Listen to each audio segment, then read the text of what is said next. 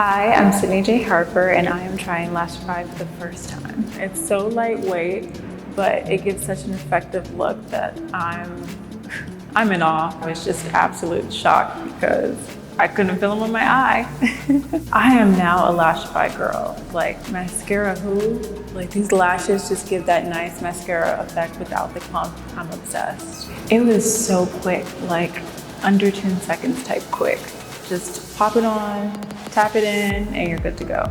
I used to use strip lashes, but the way my eye is shaped, the strips would always make them go droopy, and I need something to get that like lift effect, and I feel like the Lashify lashes just do that. So the Tulip lash, they put me in a nice sultry mood. It gave that nice cat eye effect that's super sexy, but just not too over the top. It's just like a natural sexiness that came out. I'm actually gonna call my best friend right now and tell her that we are now Lashify girls because look at this.